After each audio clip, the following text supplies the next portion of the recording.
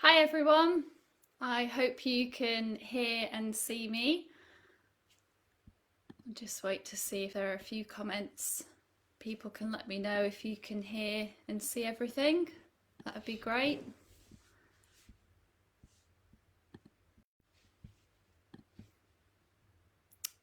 Okay.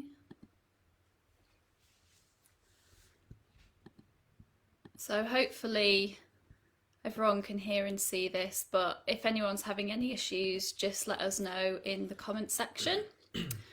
So this is a Facebook Live video for CGS.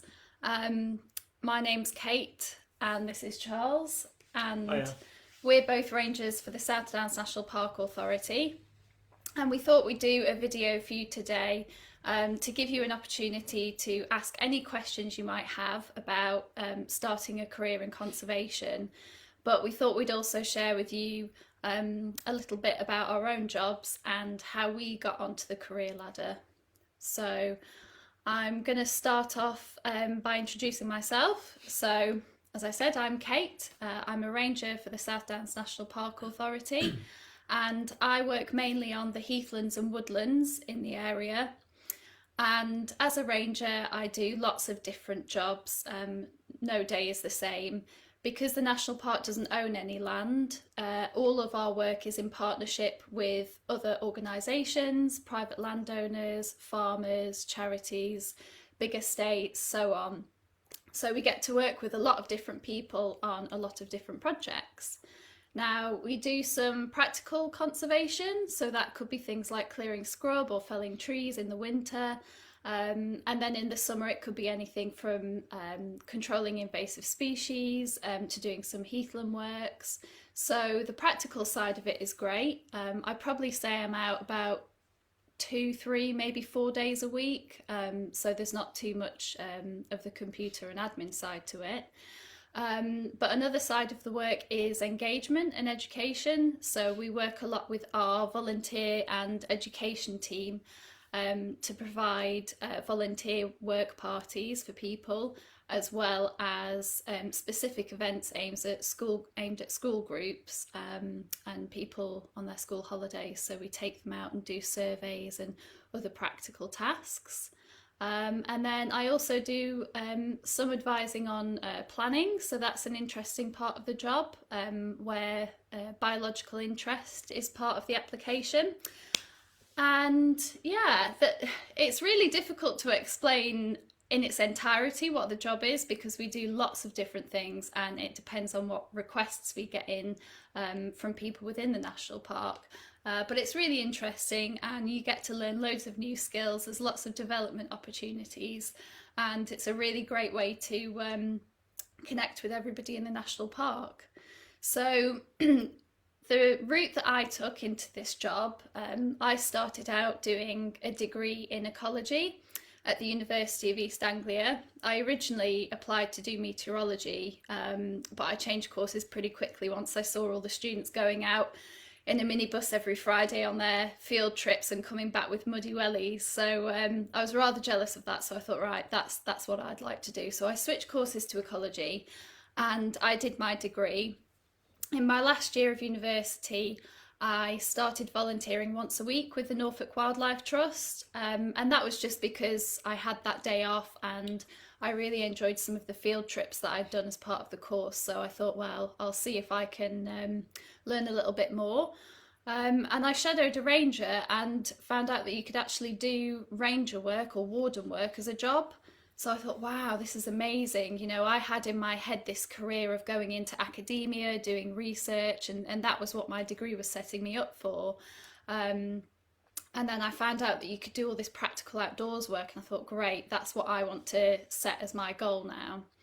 So once I'd finished university, I'd heard about internships and traineeships, and there's lots of different organisations that host them. And I'd heard about one with the RSPB.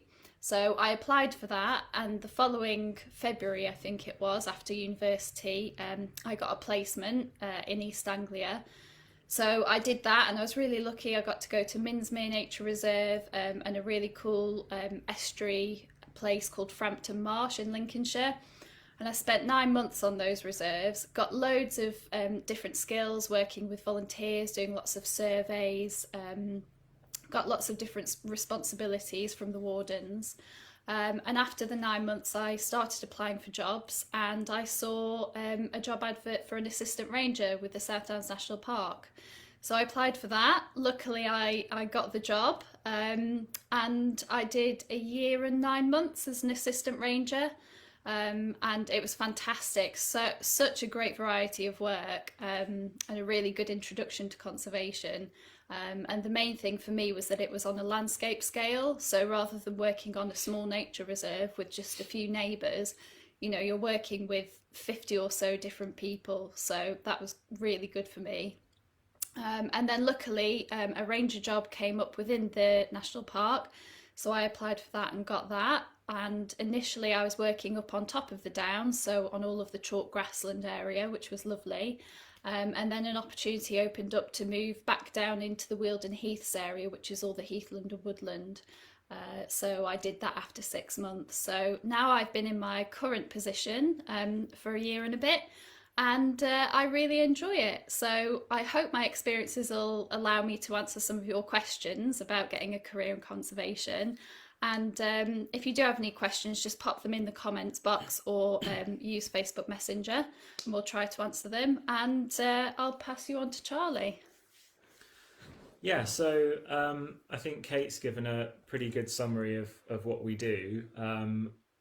Like Kate, I do a range of practical conservation work across the area. I think I probably do a bit more water related river restoration work, and slightly less heathland work, but we get a good mix of stuff, and we work on lots of different habitats: woodlands, wetland areas, heathlands, species rich grassland, all sorts of habitat work. And like Kate says, we also work across lots of different areas and nature reserves, because we work with partners and we don't own land, so we get to see lots of different corners of the national park, and some of those areas that not many people get to see, because working with private landowners, you get invited into parts of the park that aren't publicly accessible, and get to work on all sorts of interesting projects. So it's a really interesting job, and there's always something different to learn about and something new to do. So it definitely keeps you interested, and like Kate says, lots of development opportunities, because there's always new skills and things to develop, knowledge to learn. So constantly keeps you on your toes. In terms of my path into the job, probably a bit different maybe to some other people. I did read geography as an undergraduate, which sort of covered the environmental side of things quite well, but was a very broad degree, which I enjoyed. And then went off and got a job in the conservation world, which I did for a short period of time, but it was less on the practical side of things. And then went off traveling and worked abroad in various places. So worked in the US, doing research and other bits of work, and working with communities to set up farms in cities and towns. And then went to Australia and did research on farms there to do with climate change, so taking soil samples and doing lab work and other things. But I guess my desire to do a job like this came from growing up on a farm. So I got lots of experience. My parents have always farmed as long as I've been around, so I grew up on the farm and did lots of work with my dad and family, fencing and livestock management and all sorts of different things. So got a lot of practical experience that way, rather than through an internship or a traineeship. And then decided, once I'd done all the traveling and what have you, and worked in conservation in other parts of the world, I thought it'd be really fun to come back and do something more practical, but in UK conservation. So I was working for another protected landscape at the time, and happened to see the job advert for the ranger role, and applied, and was really fortunate to get it. So, and since then, have had loads of opportunity to develop in the role and build on the skills that I already had. I'd also done quite a bit of volunteering with the RSPB and BTCV, so doing that more practical UK conservation side of things. and I'd sort of done that on and off since leaving university. So by doing that, that gave me quite a few skills and experiences and opportunities to sort of get to know the sector.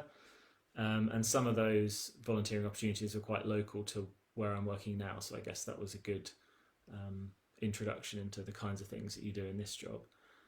Someone's just asked a question. Any advice for moving from a seasonal to a permanent position?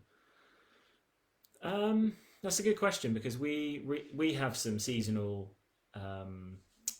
rangers who do work on some of the heathland sites in the area, and we know obviously other colleagues of the National Trust who work in seasonal positions and then obviously are keen to transition into permanent jobs.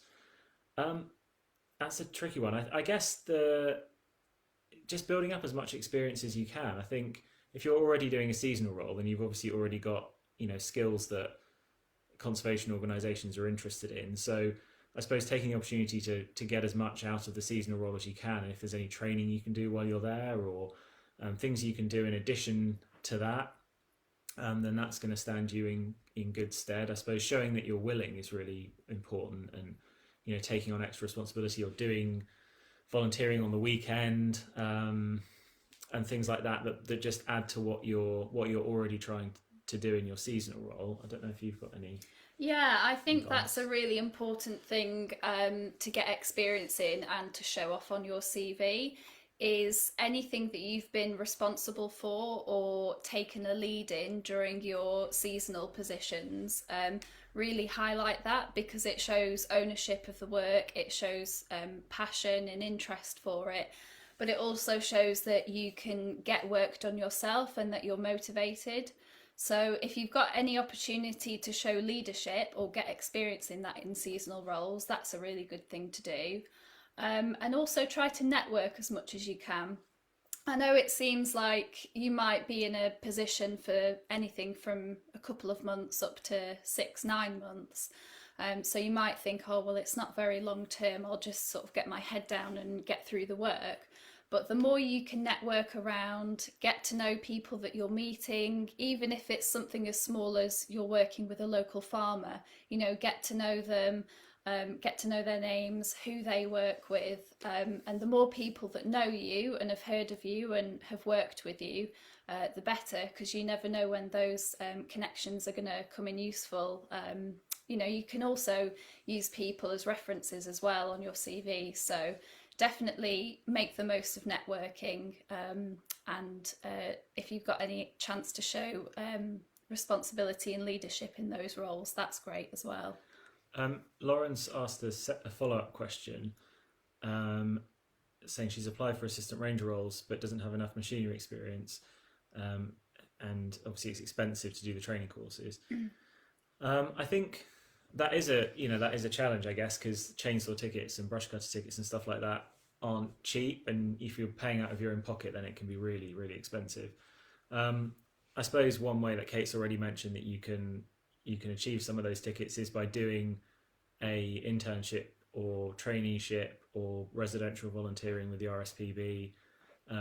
National Trust do long-term volunteering, and positions like that where they will pay for some of your tickets. I think often brush cutter and chainsaw are some of the first ones that you might get doing something like that, but obviously depends where you're working.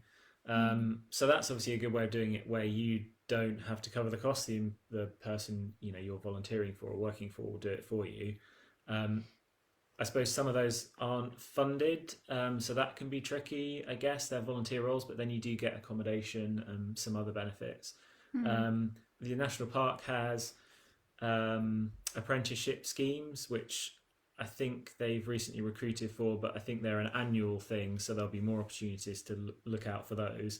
And they pay a salary, but that you also get training opportunities on that. So I think traineeships and residential volunteering and apprenticeships, whether it's RSPB, National Trust or National Park, are good things to look out for to help you cover those costs and get those tickets, because otherwise, like you say, it can be really expensive and tricky to do. Yeah, and I would just add one more thing onto Charles's answer.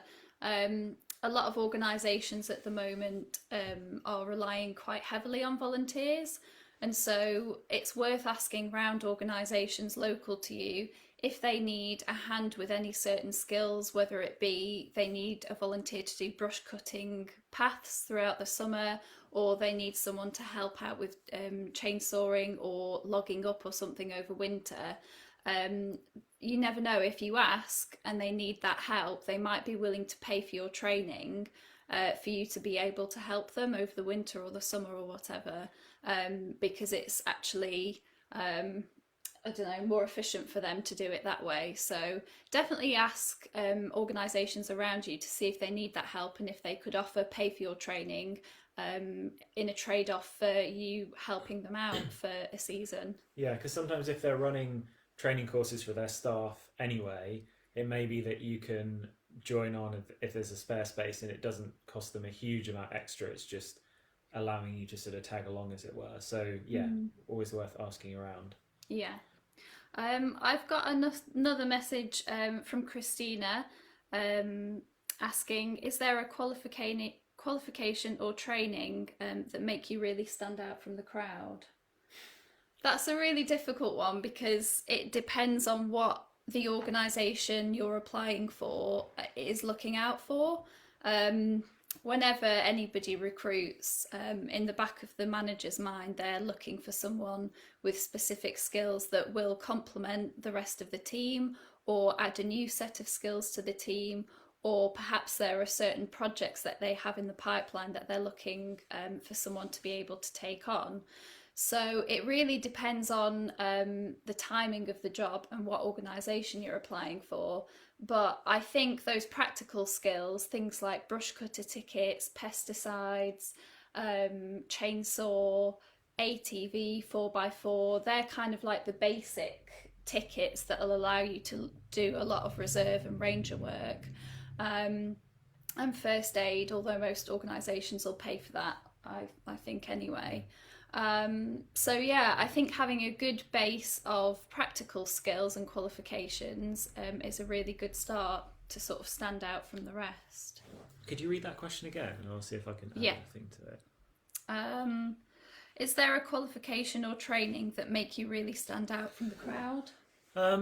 I suppose I would just say, the job if there's something obviously that the job demands that is slightly unusual and you've got that, or that's obviously going to help you. But I think the biggest thing that makes people stand out, my experience, because I've been involved with recruitment before and reading applications, I think if you've got a really well organised, I think what people want to see is you've really thought about your application and you've organised it according to what they want. So the person reading it, and this goes for any job, not just for conservation, but I think anyone who's recruiting will appreciate this, and it will bump you up the list, even if you haven't got all the qualifications.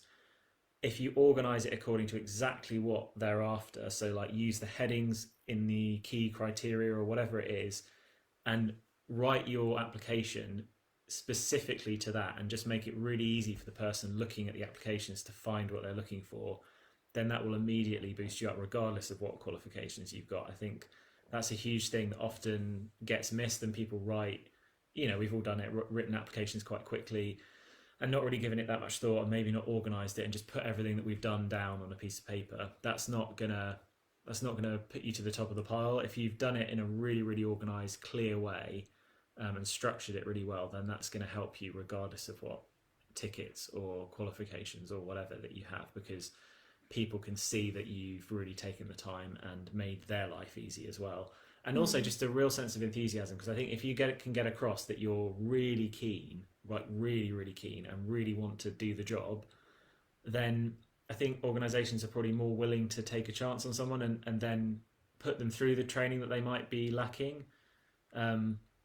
So if you can convey that passion and that organisation and sort of self-motivation to do it, then that's going to stand you in really good stead, because people are going to see that and recognise that you might not have all the experience and all the qualifications, but you're going to learn it really quickly, and you're going to do the job just as well, maybe even better than someone who might have the experience but doesn't come across well. So yeah, put a lot of thought and effort into the application and try and organise it well and convey your passion for it, and I think that helps a huge amount. Yeah, And one last point on that, if you are unsure what might stand out to the employer, just get in touch with them. If you write them an email or get in touch and ask a little bit about the job, or say, are there any skills you're looking for in particular, they might not be able to give you specific qualifications or tickets that they're looking for, but it shows that passion that Charlie was talking about, and they might just remember your name. And they might also be able to give you some information on some of the upcoming work that they've got that you'll be doing if you get the role, and that'll allow you to tailor your CV and application towards that application. So yeah. Right, Charlotte's asked a question about funding towards education within conservation. The government are focusing on funding conservation and supporting and encouraging farmers in this way. So will there be any funding towards education? That's I wouldn't say we could give specific advice on that, but I do know that within the South Downs National Park we have a few different funding options that have been open to farmers and for conservation works, but that are also open to education institutions and parish councils and local communities and small friends of groups. So I think a lot of the funding that's coming through at the moment, although it's tailored towards farming or agriculture, I think a lot of those funding options are open to education as well. So it's always worth, if you're within a protected landscape or if you're in touch with your local council, asking if they have a funding coordinator or officer, and ask advice from them to see what's available, because I think there's a lot more money coming through, even for schools and universities and colleges to do conservation works now. Yeah, I don't really know what I can add to that. Yeah, I think like established schemes, so funding towards education. I guess there's the established training schemes that we've both talked about with the RSPB and National Trust and Wildlife Trusts, who do traineeships and residential volunteering, cover some of your costs. And obviously the National Park Apprenticeship Scheme, which I think is nationwide. A lot of national parks are doing it. Obviously, we know the South Downs are doing it because they've recently recruited some apprentices, some ranger apprentices. So there are sort of funding schemes towards that side of things. There may be other apprenticeships that are out there that we're not aware of, so it's definitely worth looking around.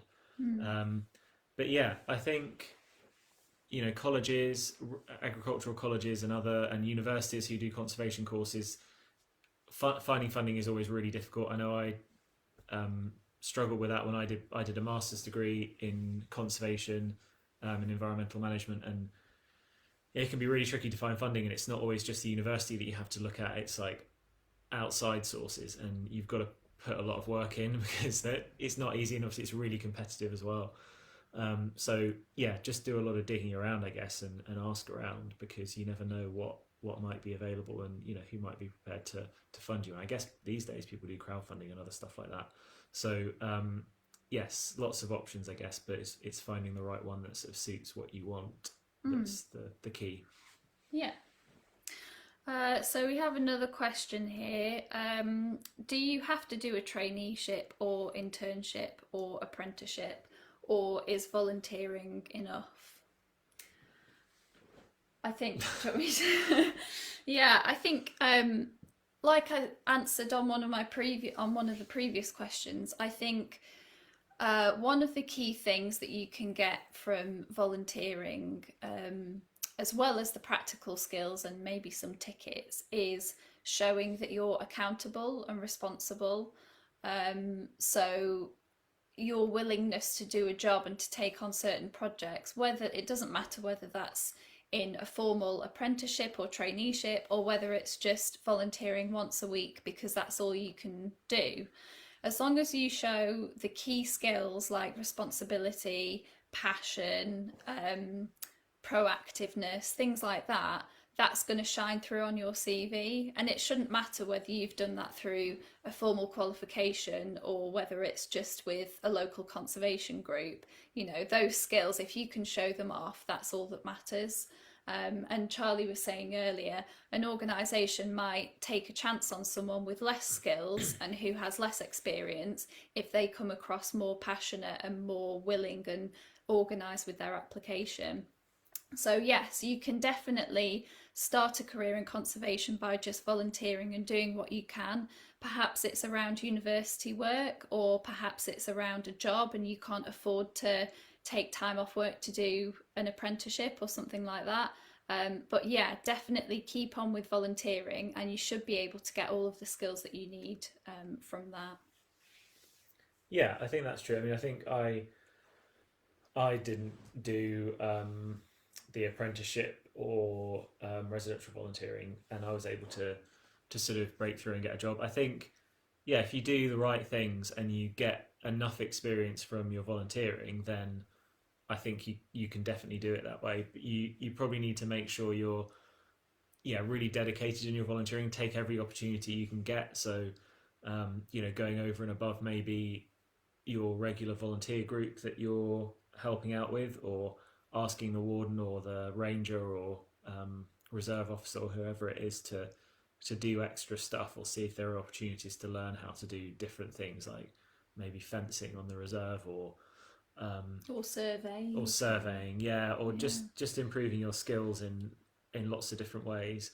And that's definitely going to help. And if you can't get that through where you're volunteering with at the moment, then maybe look around for other reserves or other places that need some volunteer help, and get in touch with them. And even if they're not like established volunteer groups, you never know, if you just contact someone and ask, can I come and help out, and I've done X, Y, and Z before and I'd like to learn more, then yeah, you never know, you might be able to learn some really good stuff. So Mm. be persistent, I think. Yeah. Adele's just asked a question. What advice would you give someone wanting to get into ecology? I have a teaching degree. Would a Bachelor of Science be better, or a Master's in Biological Recording? I've done some volunteering for the RSPB. Um, I, to be honest with you, so I started off doing ecology at uni, and then I sort of moved away from it into the more practical sector. So, in terms of what a university would want for someone to go into ecology, I'm not sure. But a really good way to show that you're interested is to maybe do some ecological surveys. Maybe you could do a season with a consultancy doing bat or newt or reptile surveys over the summer, or perhaps you could do something over the winter. But that would show a good interest in the field of ecology. Um, but if you already have that degree and you're interested in doing a master's, obviously the qualification, the sort of better academically that looks. So yeah, I think you've done a master's, Charlie, so you might be um, better placed to I answer guess, that. yeah, it's difficult to know without knowing the background. I guess you're saying you've got a degree already. You're wondering whether to do a sort of more general BSc in ecology or a master's in biological recording. I mean, I would guess a master's in biological recording would be more relevant if you can get onto that course with your background in teaching. Then sounds quite relevant to, if you're talking about like working for an ecological consultancy. What you could do is you could always get in touch with an ecological consultancy and saying, if anyone's prepared to take 5 minutes just to talk to you and give some advice, you could say, look, I'm choosing between these two courses. Which would stand me in better stead for getting a job with someone like your company. That might help give you a good guide, because obviously an ecologist working in the field will know more than we will. Um, but yeah, I mean, I think a lot of it you should just decide on what you're going to enjoy more. If you're going Mm. to enjoy the one degree over another, then you're probably going to do better in it. And I always think that do what you're really interested in, because it will pay off in the end, and you'll find a way into the job you want to do anyway, because your interests will show through. So Yeah. yeah, I definitely get trying, if you have any friends who are ecologists, or just call up an ecological consultancy. If you can find someone who's willing, just say, look, is there anyone who can provide some advice just for 5 minutes, 10 minutes? I'm thinking about transitioning into this career. um, I'm sure there'll be someone out there who'll be able to talk to you about it. But yeah, my first instinct is to do the one that you think you'll enjoy more, and then go from there. But Mm. yes, see if you can get some advice first, because it's a big decision, and obviously it's expensive, and takes a lot of time and effort. So yeah, do some research beforehand and try and speak to someone. Hmm. Okay, I've got my next question ready. Um, so, for someone who's changing career, so not necessarily starting off in ecology straight out of college or school, they're worried that their experience is going to hold them back, perhaps seeming overqualified for certain jobs. How do they combat this? That's a really good question. Certainly for the national park, we don't look at career change applications any differently to someone who's just come out of college or university or wherever. Everything's judged the same. So I would never shy away from putting the relevant experience down on your CV or application. The more you can show the skills that the organisation is looking for, the better. And even if it's not necessarily relevant, if you're changing from a career, I don't know, in customer relations, say, and you're going for a job as a ranger, you might have the same skills and you might have used the same sort of attributes, but just in a slightly different way. So I would always show those off. It doesn't matter what career they've come from. If they're transferable skills, then definitely show them off. Um, yeah, I don't think you should be worried about seeming overqualified or putting like past experience on your application. I mean, like I was saying before, I guess always try and tailor what you have done to the job. But if your skills aren't, or your experience isn't directly related to that, then yeah, I would still obviously make the most of it and say what you've done, because you might have achieved a lot in your previous career, and it would be a shame not to show that you're a hardworking person, or you're dedicated, and you know have the qualities that someone might want for a different kind of job. So yeah, I wouldn't hold back from doing that, and just try and make it as relevant as you can, I guess, to the job you're applying for. But yeah, like Kate says, I think from our point of view, career people who are transitioning from one career to another, we wouldn't look at them any differently on an application because of that. So um, yeah, Mm, I wouldn't worry. I can't speak for other organisations, but I don't think it should hold you back. no. Okay, next question. Can you get a conservation job straight out of university? Well, I I'm not sure, because when I came out of university, I decided that my degree had set me up for a slightly different career. Albeit in ecology, it was more tailored towards academia and doing research. So I certainly didn't feel like I had the practical skills necessary to get on the conservation career ladder. Um, However, if you have had a slightly different degree, or you've been doing volunteering alongside, or maybe you've done volunteering or some practical jobs before your degree, um, that's always relevant. So I think it's just weighing up what skills you think you have and whether you match the criteria of the job application. And yeah, really showing off what you have got on your CV. You can always try, you can always apply for jobs. It's always good to give things a go, because even if you get to interview stage, which is really good, you'll take loads of experience from that, and you'll be able to ask for feedback, and employers will be able to tell you what skills you need to build up, or what experience you need to broaden into. So yeah, I don't think it's impossible to get a conservation job straight out of university, but it depends on what you're interested in and whether you've figured that out by the time you graduate. Because I certainly hadn't. I changed my mind by the end of university. So yeah, it's not impossible, but just make sure that you've got the skills that the employers are looking for, I think. Yeah, I think Lauren's got just commented with some personal experience about getting a seasonal job straight out of university. So obviously it can be done. I think, yeah, any like voluntary experience or practical experience you can get while you're at university, in the holidays or like on weekends, that's obviously going to make you a much stronger candidate for getting a job straight after you finish your degree. But I think it depends on the job and your skills and what the organisation is looking for. So it's definitely not impossible.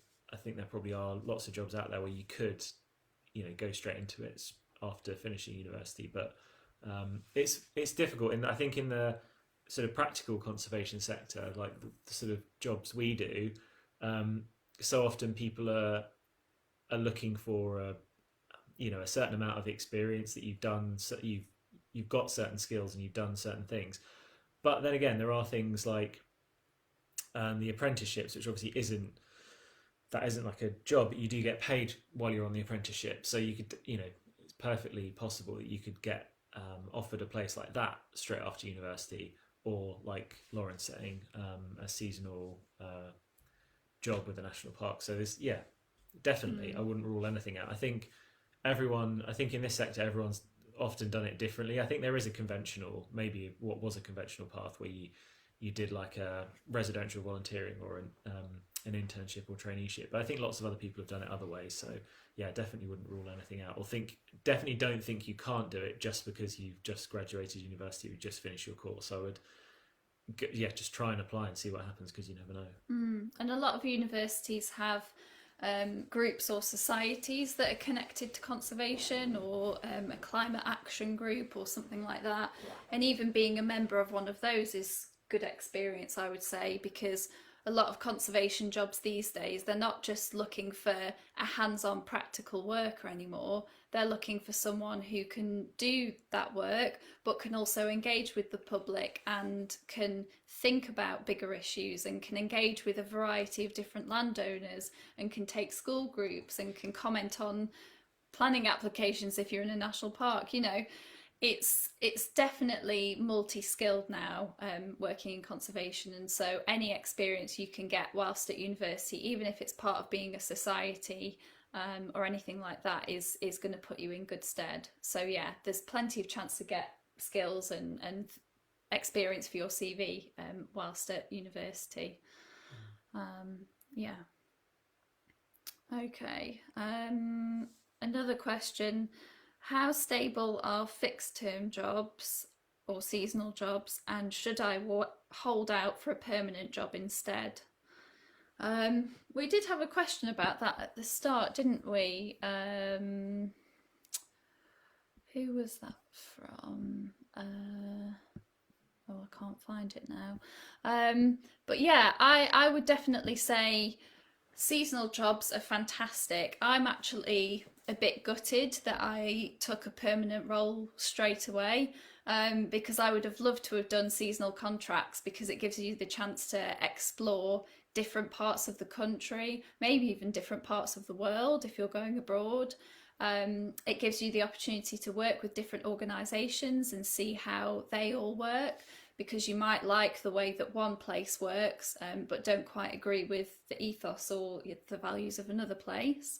And it's really fun, I think, just getting all of that different experience. If you're lucky enough to be able to move around and you don't have any responsibilities and you don't have to stay in a certain place, I think seasonal jobs are always worth a punt, and they can be really great fun. I've got a lot of friends who started off their conservation career with various different seasonal roles, and there's so many of them that get advertised every year, and they're all starting at different times of the year.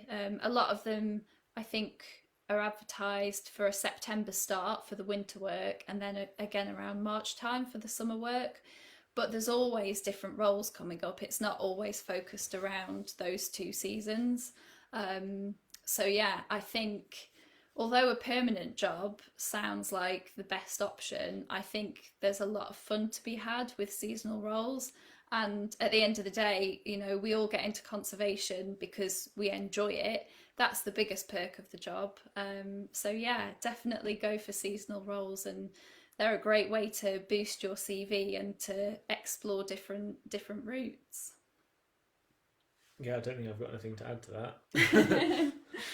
Okay. Um, Should I stay local or look around the country? Well, sort of answered that in from the last question. If you are able to move around, it can be really fun and it's good experience to see what you like and what you don't like. You might discover a different habitat or different community of species that you hadn't even known about before and that you really get passionate about. So that's always worth doing. And yeah, it's a good way of traveling, I guess, as well, seeing different parts of the country or going abroad. So yeah, if you can go to different parts of the country, go for it, I think. Yeah, yeah, totally agree. I think you can get experience working on habitats that you might not be able to in your local area, and also you just get to know different places, and it's so hard to come by jobs. If you're waiting for a job to come up right next to where you live, it might be a long time coming. So in the meantime, yeah, it's best to take what you can get. If you can move around, then yeah, why not go for it and experience something different and get some experience in the meantime before something comes up maybe closer to home. It's amazing actually because having worked here in this area for about just over 4 years now, I've actually met loads of people who've taken up jobs with different organisations in the area who I did my apprenticeship with or volunteered with from different parts of the country. And it's amazing how everybody moves around and you might end up seeing someone that you've worked with halfway across the country. So yeah, I think it's very common for people to take opportunities wherever they arise. And it's a really good sort of leap of faith if you can do it.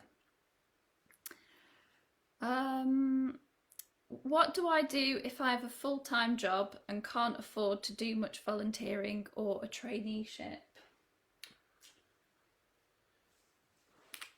Um, yeah, I guess it is tricky. I think, like we've already mentioned, we mentioned it several times now. There are apprenticeships like the National Park Ranger apprenticeships, which do pay a salary, like to help you live and cover your costs and stuff. So there are more generously funded options. So if you can't, like you say, do a traineeship where you're not getting paid and you're just doing the work on a voluntary basis, then obviously something like an apprenticeship with a national park is a good option because you've got some income, so you could potentially leave your job and do that and cover your costs.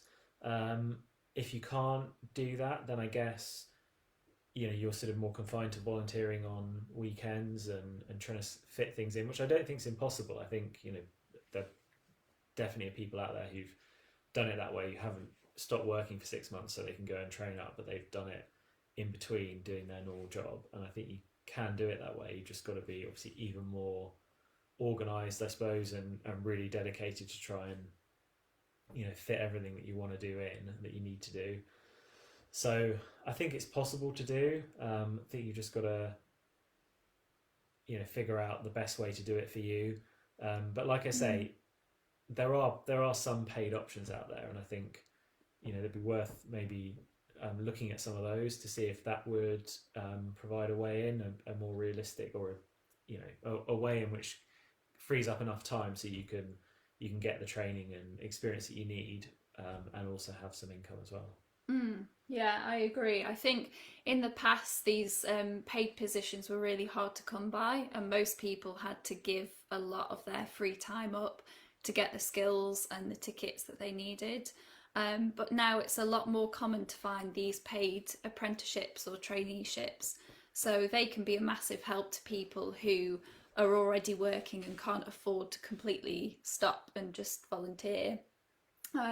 And yeah, I think we both know a few people who have managed to squeeze volunteering in around day jobs as well and other responsibilities, whether that's finding opportunities in the evenings. So perhaps it's talking to local school or guide groups about conservation and doing some education opportunities, or doing surveys in the evenings. That's a good way of squeezing it around a day job.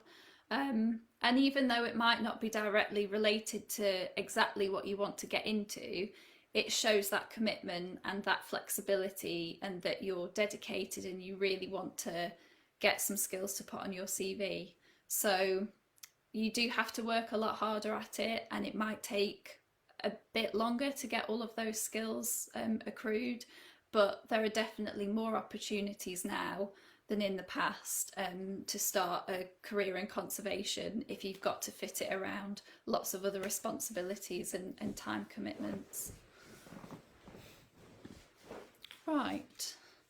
I don't think we have any more questions from online. So if anyone else has got any last minute questions, we can attempt to answer them before we go.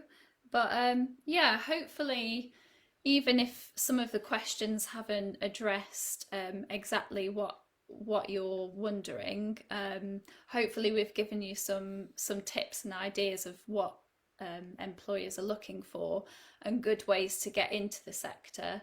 And if you've got any follow-up questions or anything, just get in touch with CJS, or you can get in touch with the South Downs National Park. We have a website, so you can always find an email address on there and send us some questions, and we'll try our best to answer them. But yeah, hopefully this has been a little bit helpful for those wanting to get started. And yeah, I think we'll finish it there. No more questions that I can see. So yeah, thank you very much everybody for joining us, and good luck with your conservation careers. Yeah, good luck, and yeah, keep being persistent. Bye. Bye.